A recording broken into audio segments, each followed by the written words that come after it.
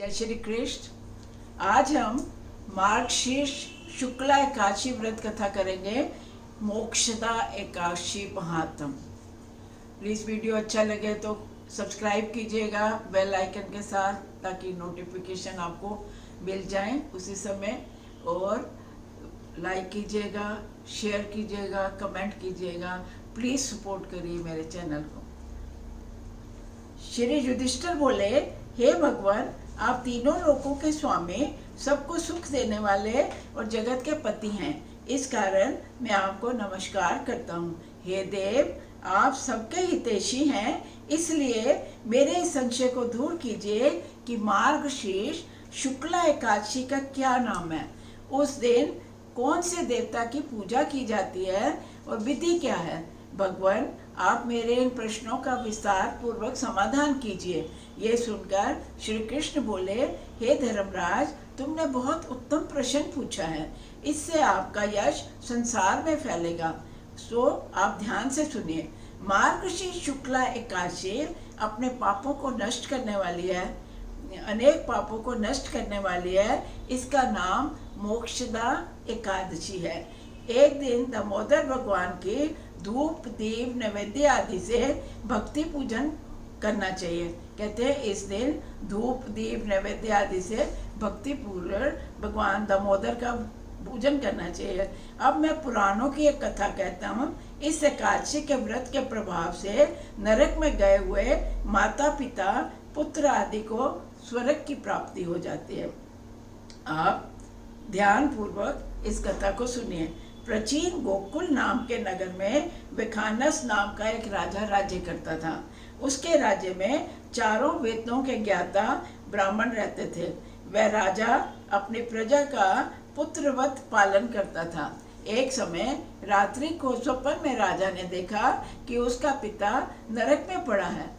स्वप्न देखकर राजा को आश्चर्य हुआ और प्रातःकाल होते ही विद्वान ब्राह्मणों के सामने अपने स्वप्न कहने लगा। हे ब्राह्मण, रात्रि को स्वप्न में मैंने अपने पिता को नरक में पड़ा हुआ देखा। उन्होंने मुझसे कहा कि हे पुत्र, मैं नरक भोग रहा हूँ, मेरी मुक्ति का उपाय करो। अब मैं क्या करूं, कहाँ जाऊं? इस दुख के कारण मेरा शरीर तप रहा है। आप लोग मुझे किसी ऐसे व्रत दान व्रत आदि को बतावें जिससे मेरे पिता को मुक्ति प्राप्त हो। उस पुत्र का जीवन व्यर्थ है जो पिता का उद्धार न कर सके। राजा के ऐसे वचन सुनकर ब्राह्मण बोले, हे राजन, यहाँ से बहुत दूर वर्तमान भूत भविष्य के ज्ञाता पर्वत नाम के ऋषि का एक आश्रम है।